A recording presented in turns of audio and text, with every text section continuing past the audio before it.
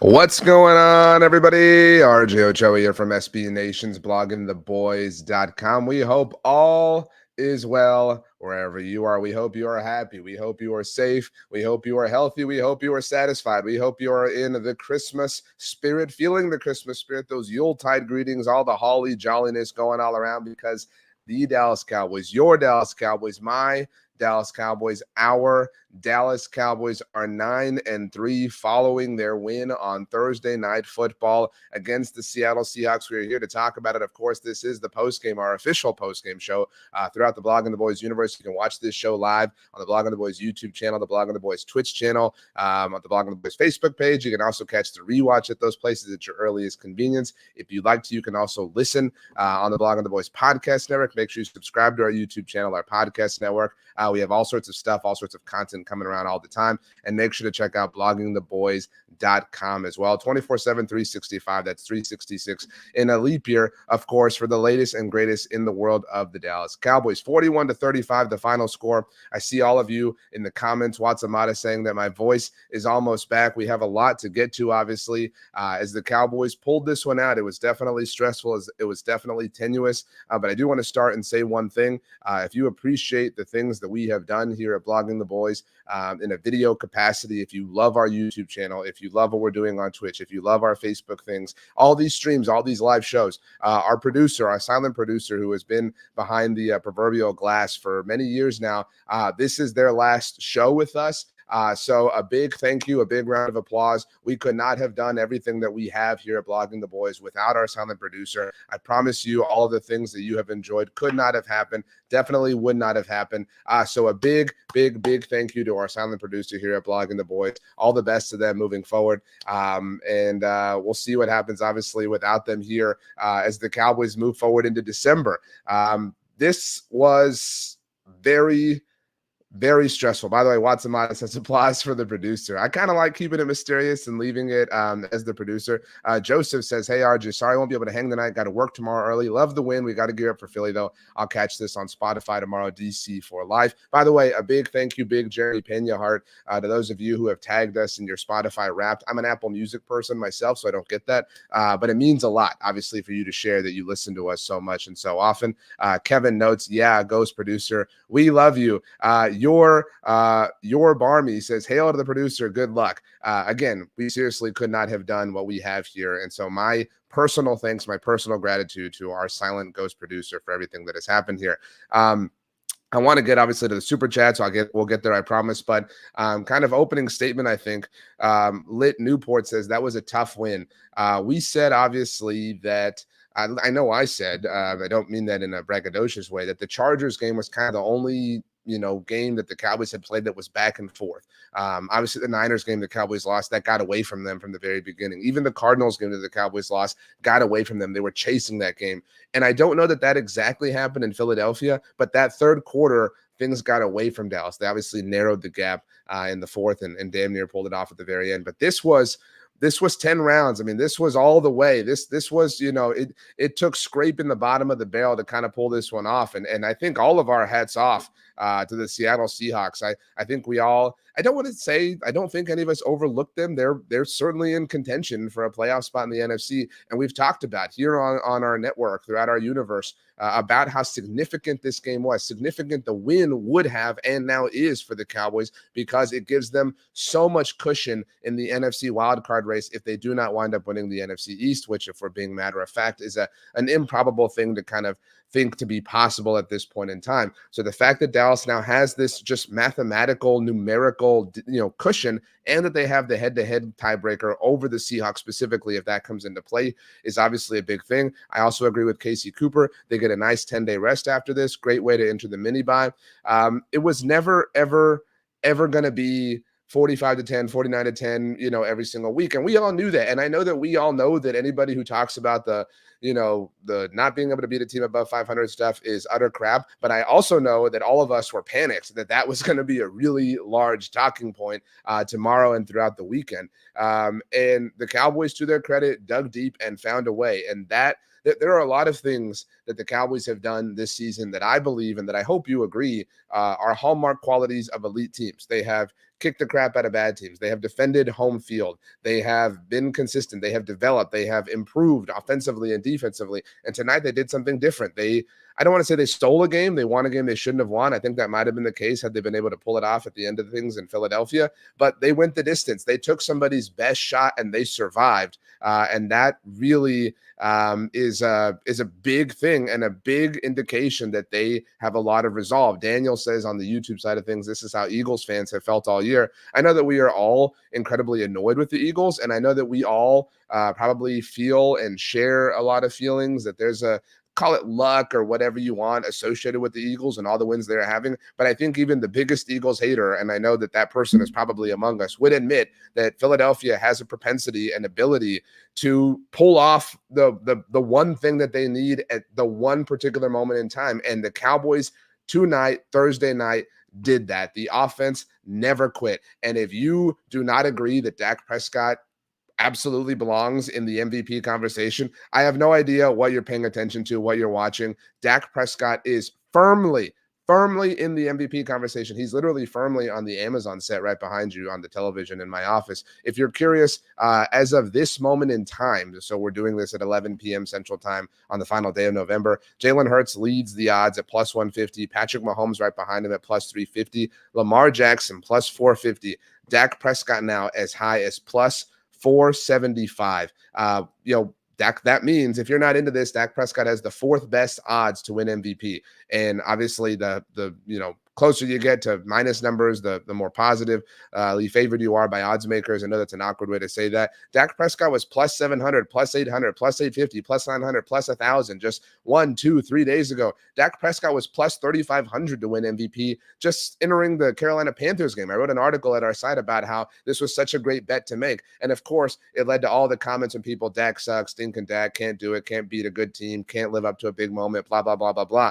Well, if you are into betting, Dak Prescott just had a phenomenal game. Dak Prescott was just the thing that propelled and carried the entire Dallas Cowboys team in a game where his defense completely and totally, absolutely let him down. And he did it on primetime national, not television, obviously, because this is Amazon, but I mean, did it on a very large stage. We are going to hear on Friday how this was like the biggest game ever in Amazon's brief history doing NFL games, and that many people saw that from Dak Prescott. His odds are only going to rise. So if you do want to bet on Dak Prescott winning MVP, I hope you took the odds when I advised you when he was at plus 3,500. The Rander X2 says, good night, RJ. Thank you for all you do. I'll catch up in the morning. Go Cowboys. I understand it's a popular sentiment among a lot of you. It's a late night, obviously. For those of us here burning the midnight oil, we're obviously going to be talking about this for a little bit. Jimbo Slice says, you care more about Dak's success than Cowboys' success. No, Jimbo, what I care about is I take my job and my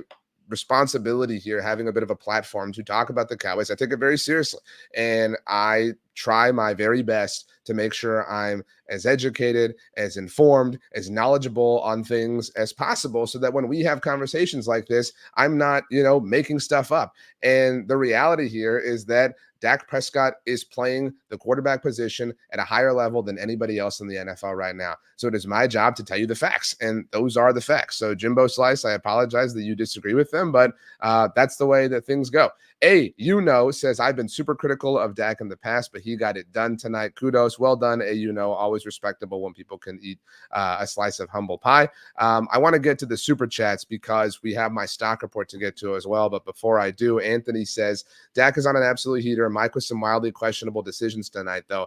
I don't have Mike McCarthy on my stock report. I do have Dan Quinn. I will let you guess where. But a lot of people, and this might have been what you're talking about, a lot of people had an issue with Mike McCarthy going for it on fourth down when a field goal would have taken the lead. I'm totally fine with that. And I'm totally fine with it in general. Like, that's just a general philosophy that I'm cool with. Be aggressive. I mean, we're not here to punt, no pun intended. But at that moment in time, the Cowboys could not stop the Seahawks. At that moment in time, they could not get a single stop on defense. And Mike knew that. And Mike knew they had to score. And they failed. CeeDee Lamb had a very uncharacteristic rare drop. And it worked out. I mean, the fact that it worked out doesn't mean the logic was sound. The logic was sound because the logic is sound. And Anthony says, I don't like not going for two and the play call at the end, not burning the clock. I'm certainly with you on debating the clock, but again, all these things lean in an aggressive direction, except for the not going for two thing. That's kind of keeping things within range, but there was still so much time left when the Cowboys didn't go for two. So I kind of understand it, but I'm with you as well. I did definitely in the back of my mind say, hey, maybe you decide to go for two in this instance. Danny says on the Book of Faces, Cowboys are the only team that has to apologize for a win. Preach, Danny. We win. Analysts push the goalpost and say they have questions. Doesn't every team have questions? That is very, very, very true. AU says Mike has to be on the stock down tonight. Go for the points at home and also on run the ball in the last 2 minutes. Again, I'm fine with being aggressive in terms of going for it. He's trying to end the game. I mean, when the ball's in your hands, you can end the game. And Mike McCarthy was trying to do that. And I respect that. I would rather live on this side of the spectrum with these things that we're debating than the opposite side of the spectrum and have our head coach, our play caller be way too conservative. That would be the worst possible case scenario. All right, let's get to the super chats because I've left them long enough. I hope I'm getting all of them. Garrett, thank you for the super chat. Says if Philly was a moral victory, then this was a moral loss. I will take the win, but am not happy. Cowboys let the Hawks hang on too long and let Geno Smith channel his inner Aaron Rodgers. It's funny you bring this up, Garrett. My co-host on the NFC East Mixtape, which is a show here at Blog on the Boys, Brandon Lee Gouton, who I do a different show with on Fridays called TGI Football. Brandon actually coined the term moral loss. And what Brandon's definition of that is everybody's familiar with a moral win when you lose, but you play really well, right? You feel really good about yourself. It's a moral victory. A moral loss is the inverse, the exact inverse, kind of what Garrett's describing in his comment. You get the win, but you can also kind of learn the lesson that you would normally learn with a loss. Again, the opposite of a moral victory. I'm kind of with you there, but I think there are definitely positive things to take away. There are definitely, moral loss vibes or whatever you can extract from this. But the fact that the Cowboys defense was able to put their foot in the ground after they were just getting walked all over is really an impressive thing. The fact that Deron Bland was able to turn things around after just a horrible first half is an impressive thing. I mean, again, the fact that the Cowboys were able to say, all right, enough, you know what I mean? Enough with all this crap. We have decided that we are no longer going to be that bad, and that they were able to turn things around and improve mid-game is a testament to their coaching, is a testament to obviously the talent on the team. So you can certainly take away things in a positive and negative sense. I'm with you. Paul, thank you for the super chat. It says offense up, defense and discipline down, coming down from the earlier's depression. Post-show energy helped, still embarrassed. Another former co-host of mine, a great friend of mine, Rob Stats Guerrera, he likes to say a win is a win is a win is a win. I think that's a popular expression, but I had never heard anyone say it until he did. Obviously, nobody's going to apologize. No Cowboys fan is sitting here saying, oh, I wish we had lost. But there are definitely things to learn. And the reality of the point in time the Cowboys are at is that it's going to get tougher. The reality, and this has nothing to do with the above 500, below 500, blah, blah, blah, stupid crap. But the reality is the Seahawks are one of the better teams the Cowboys have faced. And as a lot of people pointed out in my Twitter mentions and all over the place, they were a very desperate team. I mean, give Seattle a hell of a lot of credit. I mean, I don't know at this point in time because it's so recent with the game being over, but Geno Smith had to have had the most absurd EPA per play in this game. I cannot wait to look at Geno Smith's passing chart. I mean, Geno Smith balled out of his absolute mind. There were a lot of mistakes that the Cowboys made, and I'm totally with you all on that. But we have to give credit to this team who the Cowboys just beat, and we have to feel good about that. This was a really good team who the Cowboys absorbed every single punch from and lived to tell the tale. So yes, some of the things that happened to the Cowboys were self-inflicted wounds, but some of them were also just a reality of the team that they were playing up against. All right, so Victor says, what is going on with the defense? I think that probably takes us. By the way, I also agree with Mason. Says, will they talk about the Seahawks being a 500 team now that Dallas beat them? The talk shows need their content. The Seahawks are now a 500 team. In case you're unaware of that, Mason, they are 6-6. So I would imagine that nobody is going to give them credit for beating an above 500 team, despite the fact that they were when Dallas beat them. But Victor says, what is going on with the defense? First stock down for me, and we normally don't start with stock downs, but how can you not? Dan Quinn. All right, I love Dan Quinn as much as all of you. All right, I love Dan Quinn, but I get kind of sick of, Dan Quinn getting nothing but praise. Nobody wants to come for Dan Quinn when the Cowboys defense is awful. Cowboys defense got worked against Arizona. Cowboys defense got worked, obviously, against the 49ers. Didn't really get worked against the Eagles, but the Eagles had a 100% conversion rate in terms of touchdowns in the red zone. And the Seahawks were having that same sort of success. So maybe Dan Quinn is not the dude who walks on water the way a lot of Cowboys fans, at least on Twitter, like to act like he is. Dan Quinn had a horrible game plan for his former team. And to be fair, again, to the overall point, the Seahawks not only have a quarterback who can make lemonade out of the situation he's in Geno Smith, but the situation isn't even that terrible. It's not terrible at all. He's got DK Metcalf, who was a monster on Thursday night. He's got Tyler Lockett. He's got Jackson Smith and Jigba, who I know a lot of us wanted to see the Cowboys draft and was amazing in the limited action he saw in this game. I mean, Will Dissly, like everybody on the Seahawks offense lived up to obviously who they are, their draft stock, their pedigree, et cetera, et cetera. But still, Dan Quinn just had no answer. Dan Quinn was flummoxed. Dan Quinn got absolutely worked by Shane Waldron, who a lot of people don't even think that highly of. I mean, that's a weird thing. That's one of the weirder details to this whole overall thing, because this was a weird night for Dan Quinn to kind of come back down to earth, given that the Seahawks offense had been so absent as of late. Brian, everybody follow Brian on TikTok at Talk Cowboys, says stock down the chest pain this defense caused me. Gabino says, please add Jordan Lewis to a stock up. He had those 2 key stops on third down. Jordan Lewis had an amazing fourth quarter. There's no doubt about it. And I know a lot of people have picked on Jordan Lewis this season. I was actually wondering if he was kind of talking trash to JSN, like, oh, like, hey, so how those Buckeyes doing? I was thinking, like, if I was Jordan Lewis, I'd absolutely be talking that trash. But either way, it might have worked. Jordan Lewis lived and walked tall at the very end. He did not make my stock report, though. Apologies. Thank you for the birthday wishes, the belated ones for my son. Turned 2 years old last Friday. He's the greatest gift my wife and I have ever gotten in our lives. He had a wonderful day. So thank you very much for that. All right, let's get back to more of your comments. Jimbo Slice, dude, Jimbo, let go of this. All right, Dak is an MVP candidate, Jimbo. Whether you are cool with that or not, it's reality, and you are going to be forced to live in it one way or another. All right, let's see here. Casey Cooper offers a super chat. Thank you, Casey. There is no doubt that at Dak, at the level, or that Dak is playing at an elite level, but I'm tired of defending him to my Dak hater friends. Like it or not, casual Cowboys fans track success based on playoff wins. Look, I am mostly grateful for the attention that the Cowboys receive. It helps me, and helps all of us do this, right? I mean, that's just the reality of it. And because of that, the Cowboys are not evaluated fairly. And I don't think it's fair for us to whine or complain about that, because we reap the benefits of them being America's team, right? All sorts of things like that. But you have to understand, you have to put that kind of handicap on conversations you have with people. They're not going to evaluate the Cowboys fairly. Anything you bring up, any objective point of data, any evidence-based point, they're going to say, oh, well, yeah, they're going to lose in the playoffs like they always do. Oh, yeah, like when they're going to win a big game. Oh, yeah, they haven't won the Super Bowl forever. Like, yeah, I mean, duh, like all of that is true. Like, we all know that. Nobody hides from that. Nobody disputes that. When the Chiefs began their run of success that they're on, nobody was like, oh, well, you know what? They haven't won the Super Bowl since 1969. What a bunch of losers. Nobody talks about the fact that the San Francisco 49ers have a longer Super Bowl drought than the Dallas Cowboys, but that's just the name of the game, Casey. So I'm sorry that you have some Dak haters friends. Maybe you need to meet some more people. We got a lively chat going on here, people who kind of see the light the way that you do. But tell your friends to eat it, because Dak Prescott was marvelous on Thursday night. Little Buddy 81, thank you for the super chat, says this win keeps the pressure on Philly. Huge win today. Wasn't pretty, but got the job done. Not something we can always say as Cowboys fans. This team just seems different. Let's go, boys, on to Philly. I think that Seahawks, I think Eagles fans are probably feeling, Little Buddy 81, the exact same way that we probably felt after the Bills lost in Philadelphia. We just, the Jesse Pinkman, he can't keep getting away with this thing, except the Cowboys haven't been getting away with this for that long. They haven't been winning like this forever.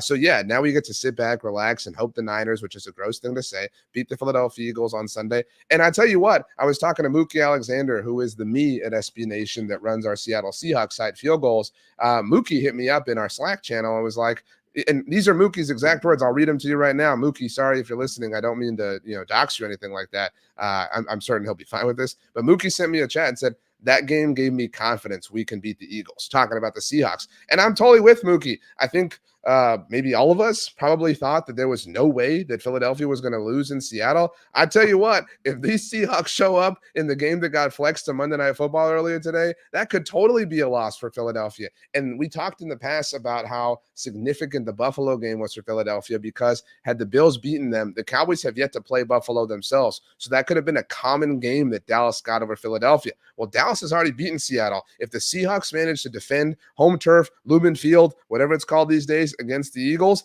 Dallas has that common game tiebreaker against the Eagles. So I'm totally with you. We're definitely rooting against the Eagles on Sunday and obviously forever. But if the Seahawks manage to help us out, that would be a wonderful thing. Kenneth says, RJ, will the rest of the schedule be like this? Probably not like this. I generally don't put a ton of stock into this, but the Cowboys have played a lot of games in a condensed amount of time. Obviously, they have gone Sunday to Thursday to Thursday. It's a very difficult thing. I know that it's coming off of the same amount of time Thursday to Thursday, but they did not, and this happens most years, they did not get the relaxation or a mini bye after their short week the way that most NFL teams do. After Thanksgiving, the Cowboys don't get to say, we get a mini bye. No, they have to be back at work because they have a game 7 days later. So I don't know that it will always be like this, but you should be prepared for more stressful games. Ultra Cowboy says, Bland is 2021 Diggs. Growing pains. A lot of you were talking about DaRon Bland in the chat. I hate to do it. I really do. Stock down DaRon Bland. Now, he had the interception, and so I'm not going to act like it was a purely, completely, totally bad game for DaRon Bland, but it would be disingenuous of us to say, well, he had an interception, so he's no longer on the stock down list. DaRon Bland got worked. I mean, this was rough. And obviously, DK Metcalf is not an easy receiver to cover, but it was a really, really, really tough scene for DaRon Bland, especially on the day that he had, been announced as the NFC Defensive Player of the Month for November, an honor that was and still is deserving. But it was a rough scene. Logo, excuse me, says the whole secondary got burnt. I would offer that Stephon Gilmore didn't get burnt, maybe got slightly, just crisped. But DaRon Bland got worked. Jordan Lewis, again, held on to the very end, but I might as well do this now. Donovan Wilson did not have a great game for the Cowboys. It was a really, really, really, really bad night for the Cowboys secondary. This is a great point from Anthony, by the way. He says Lockett dropped one, too, that could have been another deep touchdown on Bland in the second half. That was near the end of the game when the Cowboys defense was getting those fourth down stops. Tyler Lockett had one. He dropped it. That was just luck that worked out for the Cowboys, to be quite honest with you. Again, nobody is, going to be mad about that. But rough scene. I guess we'll round out our stock downs. I have 5 stock ups, 5 stock downs. We've already talked Dan Quinn. We've talked DaRon Bland. We've talked Donovan Wilson, obviously. Stock down Dante Fowler. Dude, what are you doing? I mean, what's going on here? Like, what's up with these offsides? Like, I mean, how can you – I mean, what? I mean, like, I really don't have much more to say, but that was a tough scene as well. And stock down Marquise Bell. I mean, the Cowboys, it wasn't just that the secondary was getting worked. They couldn't stop the Seahawks ground game in the second half. I mean, we all came out, obviously, of halftime, and we thought, you know what? Maybe they'll get it together. And they didn't. I mean, and to all of your point, you're all saying in the chat, nonstop penalties. That's obviously why Dante Fowler's here. And easy penalties, right? Like, I'm not fine with, but if you get called for pass interference or something like that, we can kind of defend you, right? We can examine that. We can say, like, even the Stephon Gilmore, PI call or illegal contact, whatever it was at this point in time, it all escapes me. But the Stephon Gilmore call, I think that was a penalty. I'm fine admitting that. But I'm also fine having an argument. If you're like, you know what, that was really loose, that was barely anything, I wouldn't have called that. That's at least somewhat subjective, right? Like, we can kind of like debate that. But lining up offsides, what are you doing, dude? Like, you cannot do that in any way, shape, or form. Just a tough day. David says the refs called the PI pretty consistent. I don't think the refs, I know a lot of people walk away from games and say, like, the refs are out to get the Cowboys. I don't feel that way at all, usually. And I don't feel that way now. But I don't, who enjoys this? Who enjoys watching all these penalties? It isn't enjoyable. Nobody likes this. No, I mean, and I understand that if a penalty is happening, you have to call it, but nobody enjoys watching football when penalties are happening left and right. Think Tank Gallery says, RJ, did it feel like Tony Pollard was running harder tonight, or was it just me? I don't know that I quite feel that way. I'm I don't have Tony Pollard. I thought about making Tony Pollard a stock down. He had the touchdown, obviously, that was great and helped put the game away at the very end. I think I saw a question a little while ago in the chat that said, what was it? That Michael Gallup should be a stock down. The thing about the stock report is we're evaluating their stock relative to what it was. And I don't think that anybody had Tony Pollard in high esteem, right? Like, I don't think anybody, 5 hours ago was like, oh, Tony Pollard's great. Tony Pollard's having a great season.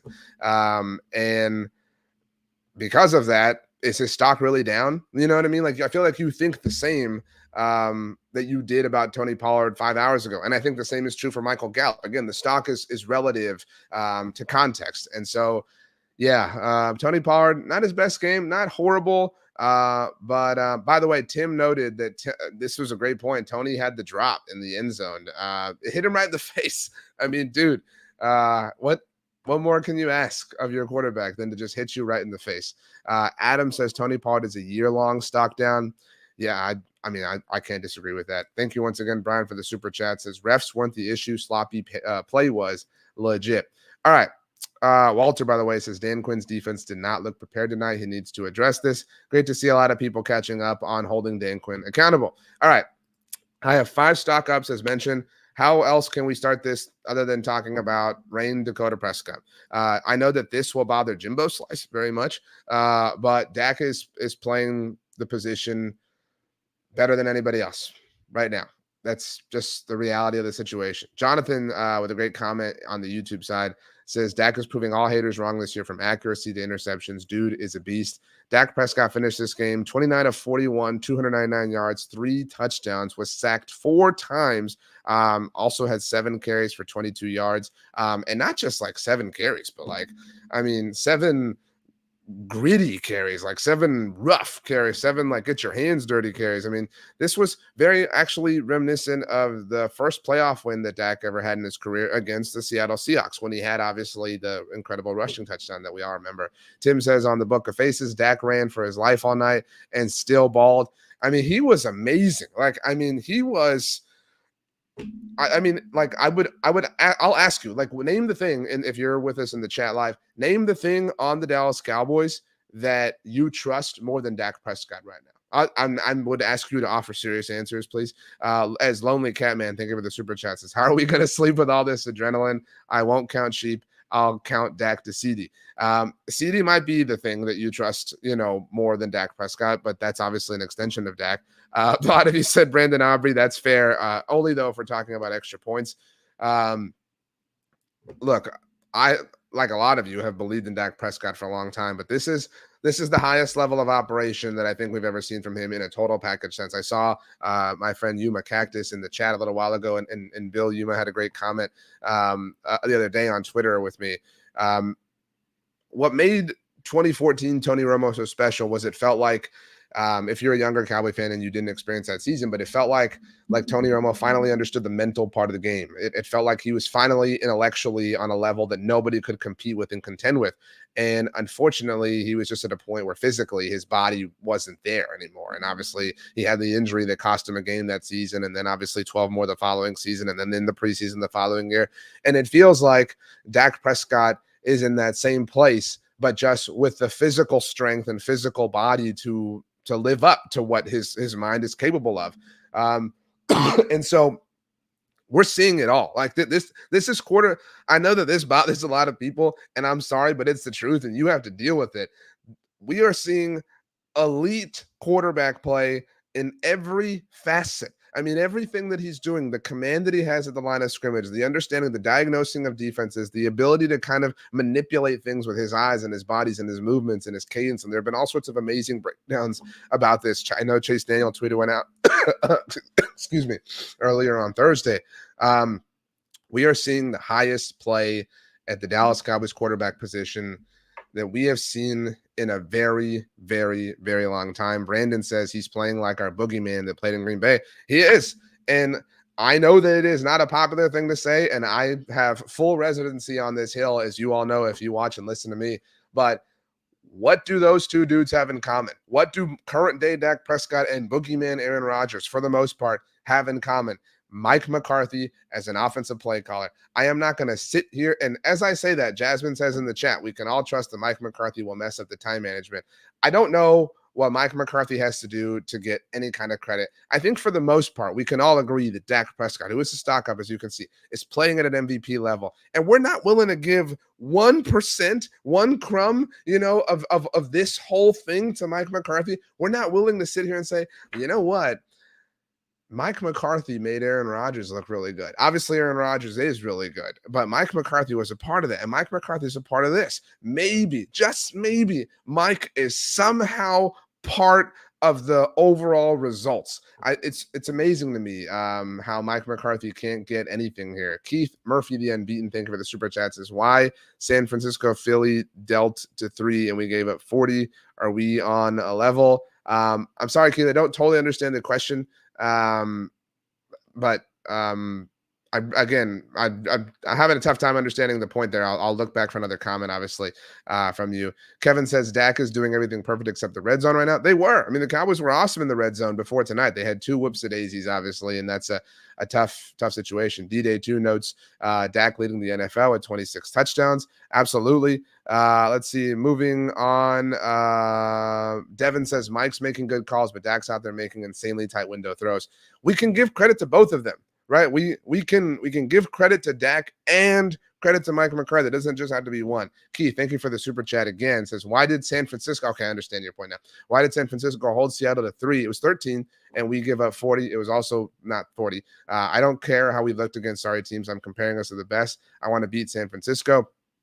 I mean, to that point, you could play this game all day, Keith. Why did the Eagles lose to the Jets and the Cowboys blew them out, right? Like, why did the Eagles barely hang with the Patriots and the Cowboys blew them out? Why did the Eagles barely hang with the Rams and the Cowboys blew them out? Why did the Eagles barely hang with the Commanders twice and the Cowboys blew them out, right? Like, why are we only applying this conversation one way? Why did the 49ers lose to the Browns and nobody cared? Nobody talks about that as a horrible, sort of thing.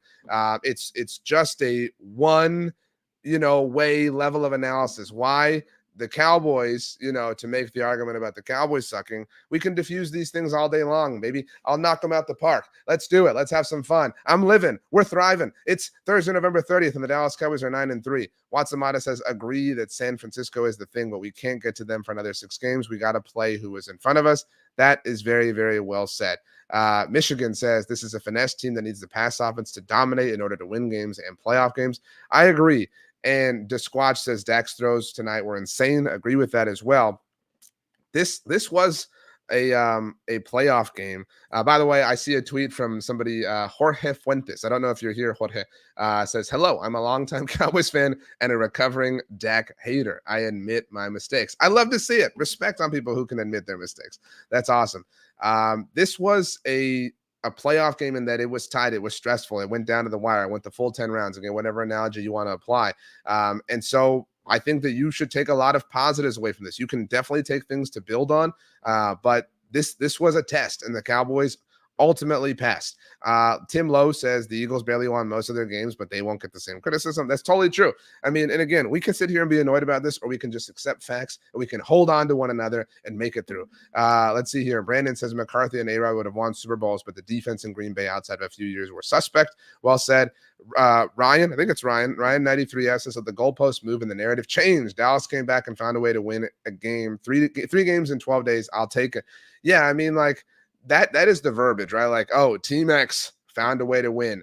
Team, quarterback X, he's just a winner. He finds a way. Okay, so are we going to apply that same kind of narrative to Dak Prescott and the Cowboys? No, we're not, because that would be logical. John Matthews says Jake Ferguson is a grown man.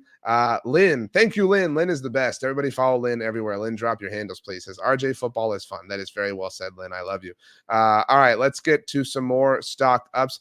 By the way, Angelo says, I want to give Dak Prescott all the credit in the world, believe me. But I agree with Angelo. Mike McCarthy is the reason Dak has jumped to the next level this season. Dak Prescott has been a very good, sometimes elite quarterback over the course of his previous 7 years in the NFL. But Mike McCarthy is the Nas. This is Fast and the Furious. And Mike McCarthy has sent this thing to a different dimension. And nobody wants to give my man any credit for it. It's a damn shame. All right.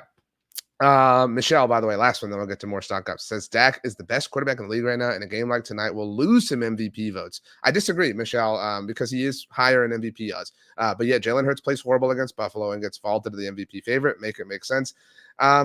If I have to make sense, and I know we have some Eagles fans who listen here, the Eagles are I don't want to act like NFL media only favors one team, but NFL media loves the Eagles. Like, the Eagles, they have their the Philly stuff, and obviously it's a rabid sports town. And so people are so hungry for that story to exist. But, when the Cowboys lose in chaotic style, it sells. And so people want that to happen. That's just kind of the way it goes. Little Buddy 81, thank you once again for the super chat. It says poorly played game by defense. Offense bailed them out. Good teams win. Poorly played games. Something the Cowboys haven't done in some time. A win is a win. Not going to be perfect every week. Way to grind. Again, completely agreed with you. I am not pumped. I am not happy. I am not proud of the fact that the Cowboys barely pulled this one off by the hair on their chinny chin chin, but they pulled it off nonetheless. And these are games you have to win. If the Cowboys are going to be able to steal the NFC East, if the Cowboys are going to be able to steal the top seed in the NFC, those are both at present moment in time highly improbable things. But if those things are going to happen, you have to win these games. You have to. That's the reality. You are never, there is not a single NFL team that is going to win all 17 games and just kick ass all 17 games. That will not happen. You're human. You have off moments. You're tired. You're exhausted. It's your second Thursday game in a row. The other team is really desperate for a win. Excuse me. I'm still battling a little bit of this cough and whatever it is. Anyway, you have all these circumstances that are kind of hovering and living and existing in the ether. So yeah, you take the wins, and the Eagles of 2023 are a great example of that, right? Like, we're all super annoyed about that, but they've won all the games. Like, they've won 10 of their 11 games, and that's ultimately what matters the most. I think we all agree objectively that the Cowboys are potentially a better team than the Eagles, but guess what? The Eagles have the wins to show for it. They have the wins on their resume. You can't take them away. And so if you can win, nobody's going to apologize for that. Well said, little buddy. I know we had another super chat. Keith, thank you again. Says, I don't care what San Francisco does against Cleveland. Keith, I love you. I don't care what they do against us. Shut Seattle down like San Francisco did. One touchdown Seattle had was a pick six. I want our team to shut teams down like they do. Hold us to a higher standard. Keith, I really appreciate the super chats. But if you want the Cowboys to just win every game 40-0, you got to adjust for reality. This is not Manchester City in the Premier League.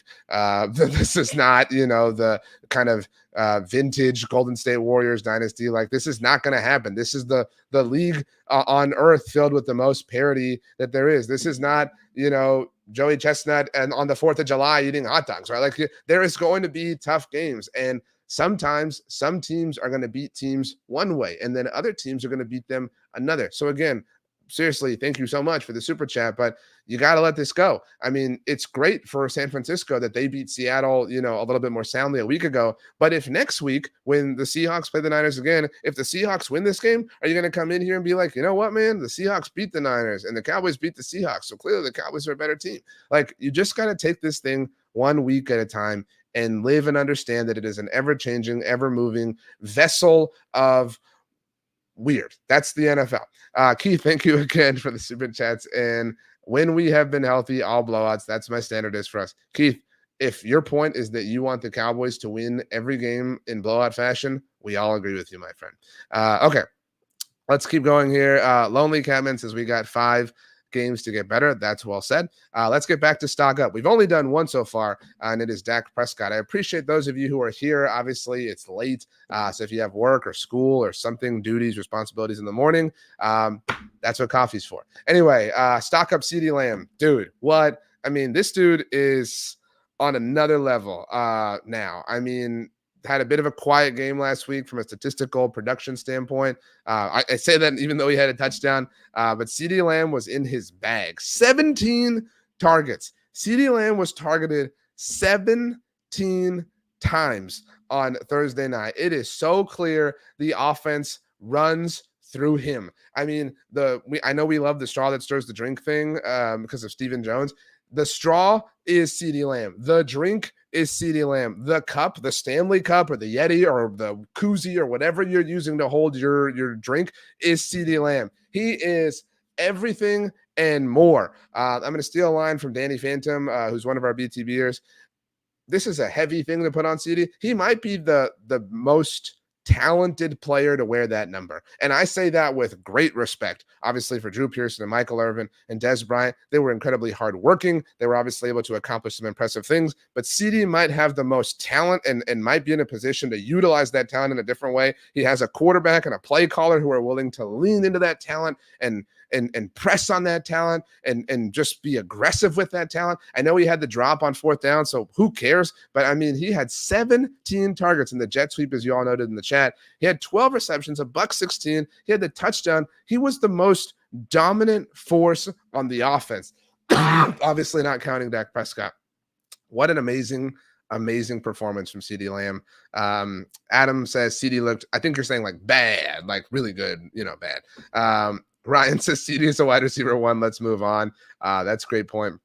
He's going to get so paid. I mean, he's going to get stupid paid. I mean, think about it. The players who the Cowboys have to pay, and we've been talking about this forever, and I don't mean to take this in that direction. Cowboys are going to have to pay CeeDee Lamb. They're going to have to pay Micah Parsons, and they're going to have to pay Dak Prescott. It is very possible. I'm talking like over 50.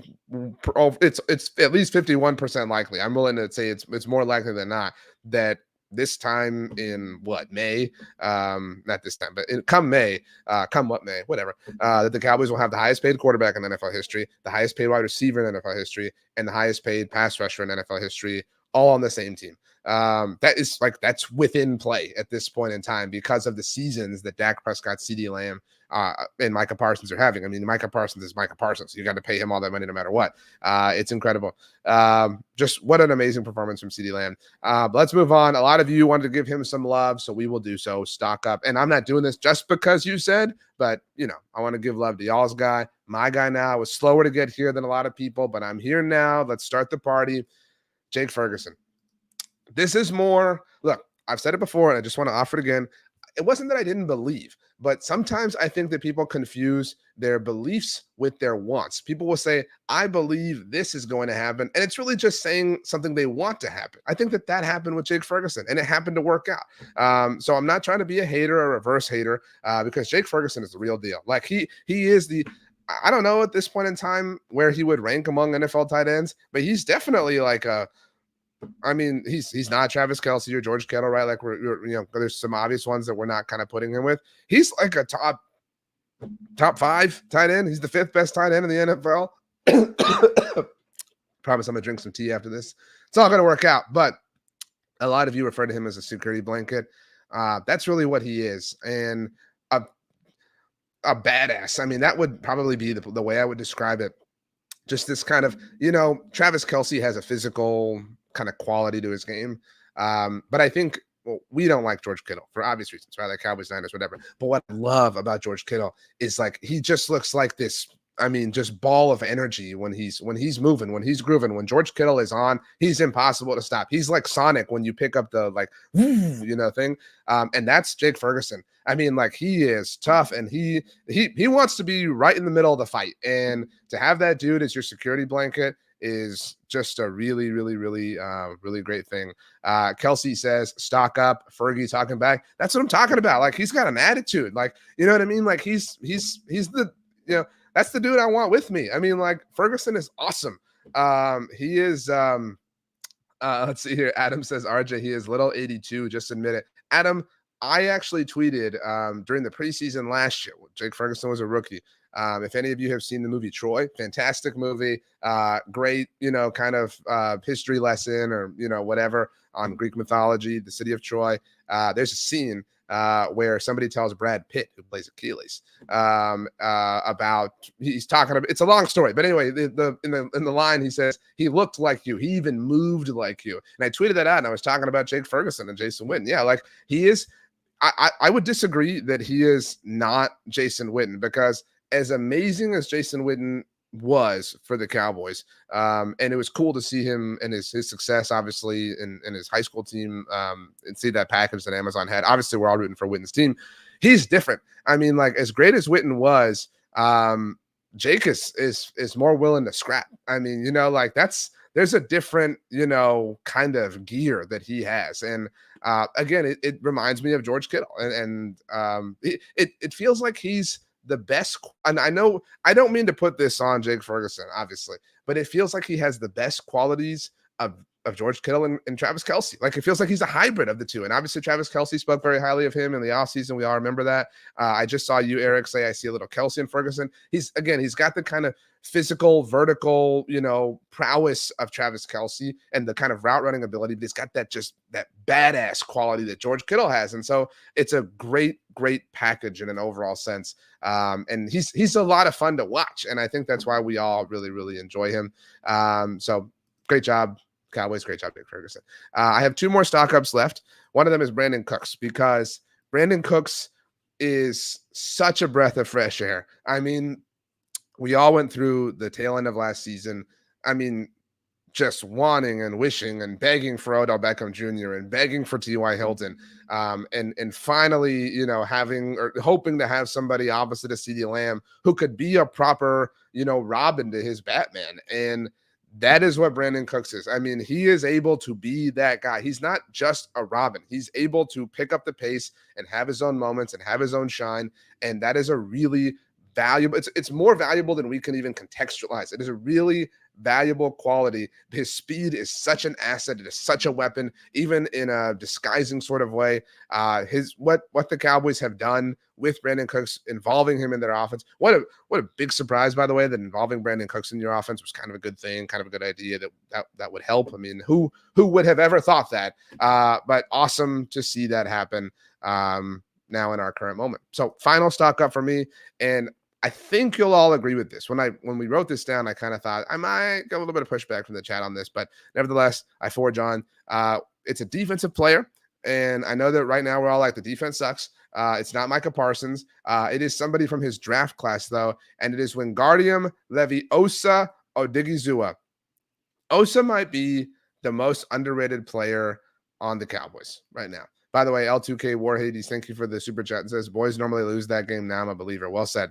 A lot of you saying DeMarcus Lawrence. DeMarcus had the great stop at the end and deserves a lot of credit. But Osa is just a force. Like, Osa is a monster. I mean, he has become so vital and so important to the run defense and the pass rush. Like, he can do it all. And for a team and a fan base that has tried so hard to fall in love with different defensive tackles, O's just kind of hiding right under our nose. I mean, like, he has been a breath of fresh air. I agree with Watsamata. Says Double O needs to be a Pro Bowler this year. Ryan says 97 is playing lights out this season. Let's see here. What was the comment? Rick says, yeah, RJ Osa is amazing. Loca says Osa playing all Oso. Oso means bear in Spanish, for those of you that do not know. Let's see here. Adam says, Micah makes everyone look better, but Osa does it by himself too. That is very, very, very well said. Man, he is, I love this comment from Matsumoto. Says, I have no idea on Osa's stats, but he is the consummate 3-tech.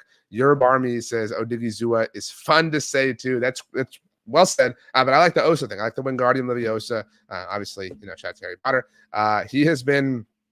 He's a monster. I mean, you got to have that guy in the trenches, and especially in a game where you're not getting a lot, done on that side of the ball. Osa Odigizua, which is a fun name to say, was phenomenal. That's my stock report. You can read it at blogontheboys.com as well. I'll flesh out some thoughts, and I do a little Instagram post as well on this as well. I'm really trying hard to beef up my Instagram game this season, so I appreciate those of you who have come along for the journey. You can follow me on Twitter or Instagram at RJ Ochoa. Either place, try to be active on both. All told, I mean, look, the Cowboys have won more games since 2021 in the regular season. They haven't won the Super Bowl. They've won more regular season games than anybody except for the Chiefs and Eagles.